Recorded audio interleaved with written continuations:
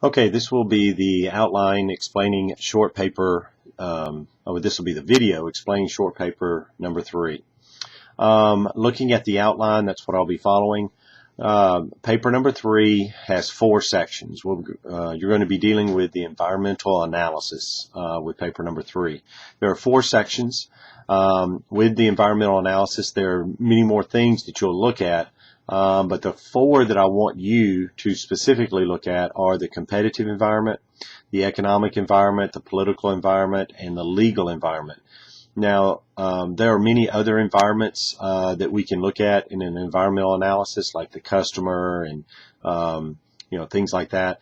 You're going to be doing that in later sections, so the only ones that you're not going to be covering later in the marketing plan will be these 4. So these 4 need to be included here because this is the only opportunity for them to be covered and for where they need to be in the marketing plan, etc. This is kind of a broad look at what's going on in and around not only the product that you've selected, but also the company. And then we'll get a little bit more narrowed or focused when we look at the SWOT analysis in paper 4. So the next 2 papers, papers 3 and 4, will kind of be looking at what's going on in and around your product.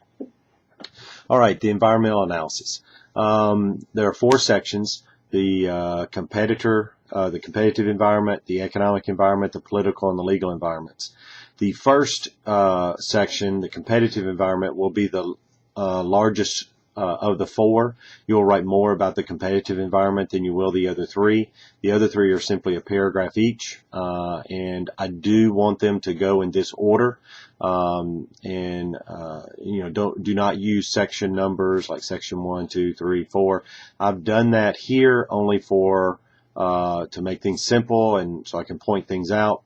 But try not to use numbers when titling your subsections or sections and things like that. Let's go with the competitive environment, the first part of the environmental analysis.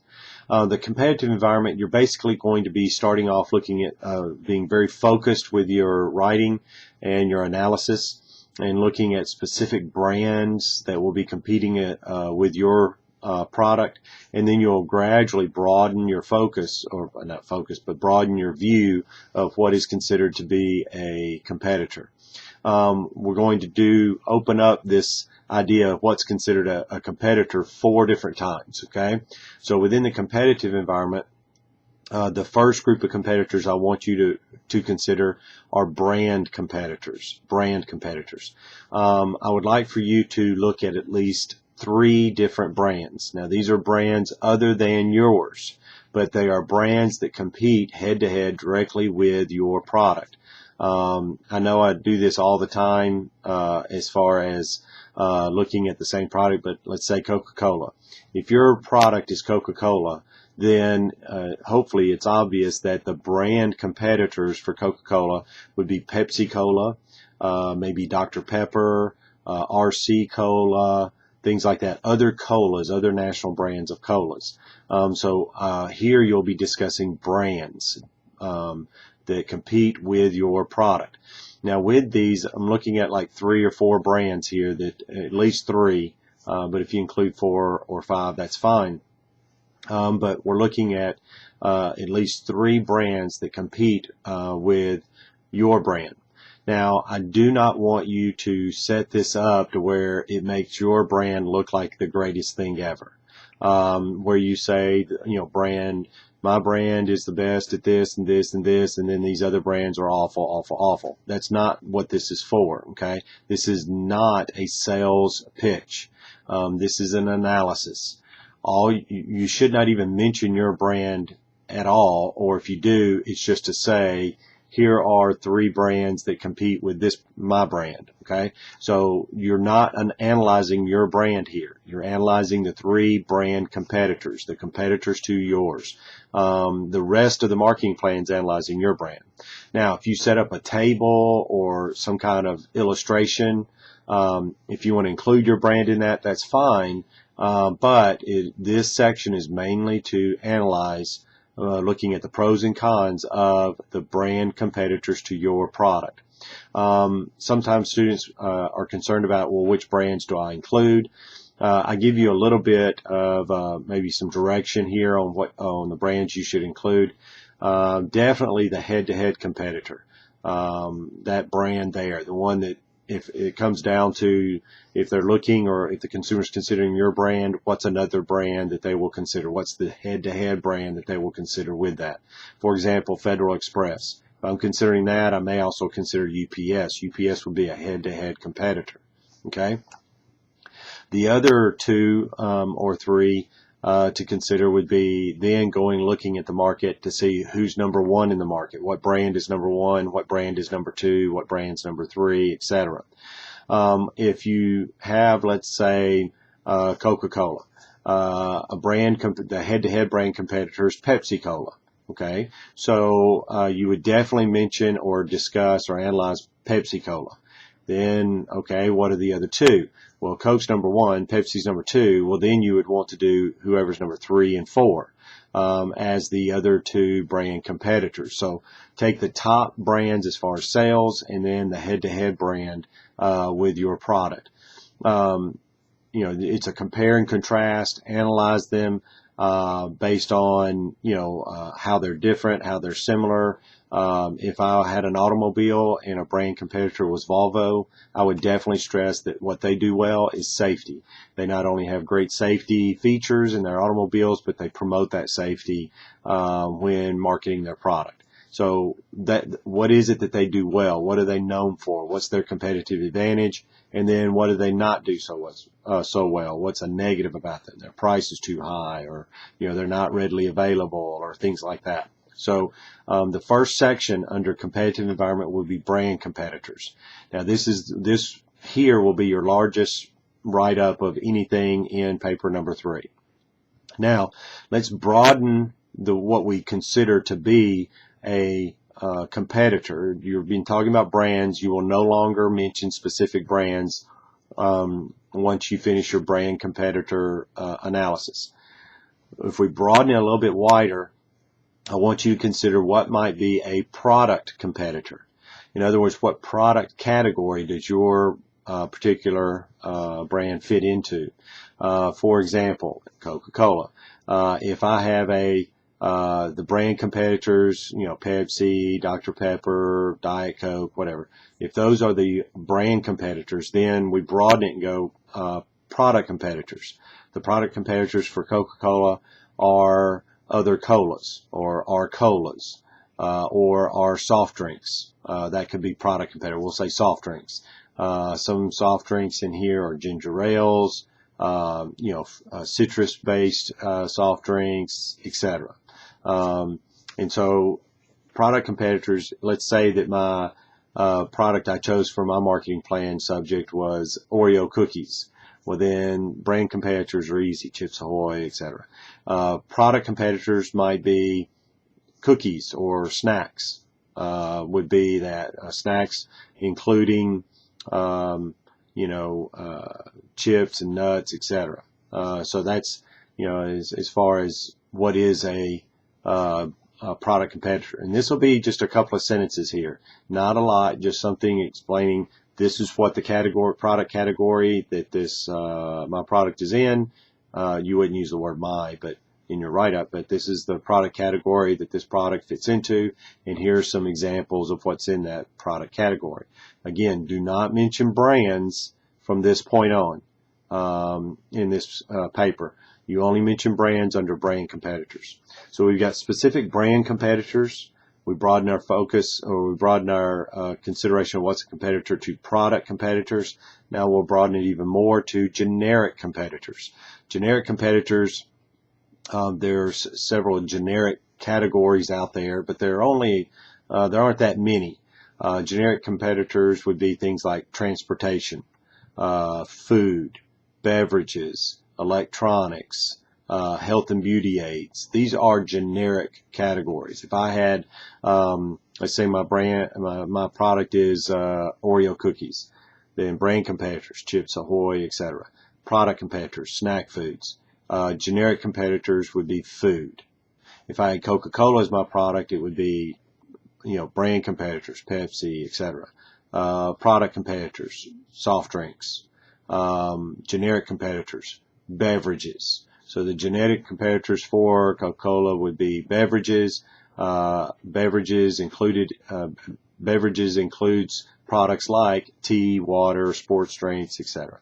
And that finishes, it's just a couple of sentences for each one of these for product competitors, generic competitors. And then the broadest of categories would be budgetary competitors. Budgetary competitors, you're basically deciding if your product competes with necessities, non-necessities, or both. It could be considered as both. So is your product a necessity, a non-necessity, or sometimes might be considered as both? That's the broadest view of what a competitor is. So again, back to the examples. If I have Oreo cookies and I have brand competitors, then product competitors, snack foods, generic competitors, food. But budgetary competitors would be necessity. However, though food is a necessity and Oreos are food, this would be considered a non-necessity because there are many substitutes for this particular food item. It's not very nutritious, etc. If you did, let's say, an automobile, if I had Volvo as my subject, then brand competitors, other cars within that class, other brands, within that class. Product competitors would be mid-size automobiles or sedans or whatever. Generic competitor would be transportation. And then budgetary competitors would be necessity. We do need transportation to get from point A to point B, to get to work, to get to school. In the climate today, transportation is necessary. However, some may consider it a non-necessity if you live in an urban environment, etc. I just want an analysis of what you think your brand is, a necessity or a non-necessity. Okay? Now that completes the competitive environment. As I said, this is the largest section in paper number 3. And in the competitive environment, your largest discussion will be with brand competitors. Then product competitors, generic competitors, and budgetary competitors are going to be about 2 sentences each. Now, why did I stress earlier that I want it in this order? Because the budgetary competitors, once you finish that, then you'll move into the next section, which is the economic environment. And it's a good transition to go from budgetary competitors to the economic environment, because the economic environment, we're basically looking at, it says, utilize the information in previous section, the budgetary competitors, to answer this question. How does the economic environment impact your product? Now, please read that question carefully. How does the economy impact your product? Not how your product impacts the economy. Make sure you get the question correct. Okay? So, how does the economy impact my product? If it's a good economy, then the product sells well. If it's a bad economy, the product does not sell well. That is typically the way products work. However, if you have a necessity, then if the if the economy's not doing well, then your product sales are about the same. It has inelastic demand. Most necessities do. You got to have it, so people still continue to buy it. So that's why we lead from the budgetary competitors into the next section of paper 3, which is the environmental analysis, because knowing whether it's a necessity or non-necessity will give you an idea if it has elastic or inelastic demand. So if prices go up or down, demand stays the same. If it's inelastic, necessities tend to have inelastic demand. Non-necessities tend to have elastic demand. So a discussion here of whether the economy impacts your product or not. A simple paragraph will do. Then that moves us into section 3, which is the political environment. What's your analysis of the political environment around your product? I'm not talking about Republican versus Democrat, the presidential debates and the president, who's president, who's not. That has a little bit to do with it, but political environment deals more with things around your product, as in, are there political pressures on your product to change or be pull it from the market, or political pressures on other products that help your product, that sort of thing. I gave some examples of say Mothers Against Drunk Driving or Rockers Against Drunk Driving, MAD and RAD. That's political pressures on alcoholic beverages. So, what are the political pressures?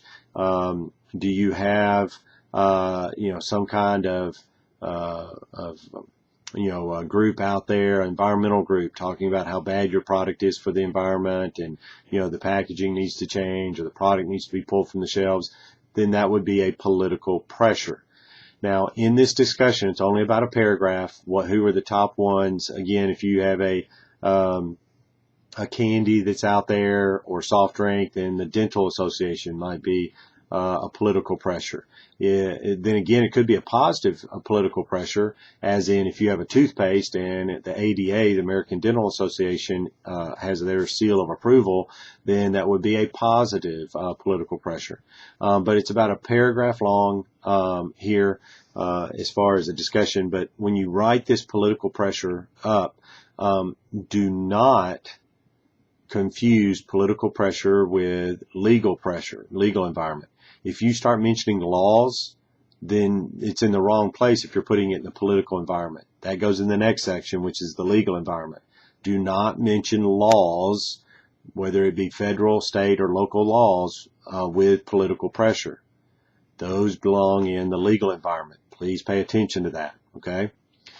Then that leads us to our, usually changes and shifts in the political environment will lead us to changes and shifts in the legal environment, which is our fourth and final environment that you will be investigating.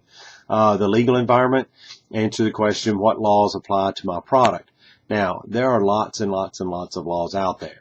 You just simply have to briefly mention them. If you do not have to mention them by specific name or year it was passed or anything like that. Just give a general category of laws or an understanding of, if I'm a manager, what do I need to know about as far as laws, the legal environment when making decisions about this product. If I have an alcoholic product, then I need to know about underage drinking, drinking and driving laws, and things like that. Taxation laws going across state lines. These are laws that I need to be aware of when making decisions about this product. Do not tell me that there are no laws that apply to your product. That is false. That's not a true statement. There are laws. If you have a simple product like a golf ball, you're like, oh, what laws? Well, there are, tax laws, laws on where it can be sold or not sold, safety, packaging laws, these kinds of things. There are all kinds of laws that apply to your particular product. It might be that it's laws dealing with, in other countries, like child labor laws, tariffs, import taxes, etc., embargoes. There's all kinds of laws that can impact the shipping or receiving of goods in and out of a country. So, what are the laws? And if you want to group them together as far as like taxation laws, or, safety laws as far as, a car, automobile is concerned, or say safety laws, one of the more, common or more recent safety laws is the, seatbelt safety law or whatever, and mention that one specifically. But do not just list one law or say there are no laws that pertain. There are multiple laws that pertain to products and how they're sold and consumed. So that is paper number 3, environmental analysis, 4 sections. Section 1, the competitive environment, will be the longest of the 4. The other 3 will be a paragraph each. Please put them in the order in which they're presented in the short paper notes, outlines, and make sure that you have brand competitors in the brand competitor section, and then not mention your brand as being the best ever and the other brands being awful. Your brand should not be mentioned, or if it is mentioned, it's very briefly. That section is mainly there to analyze the brand competitors, not your brand. And then the other sections, product, competitor, generic, and budgetary, are just a couple of sentences each. And then we move right into the economic environment. That's short paper number 3.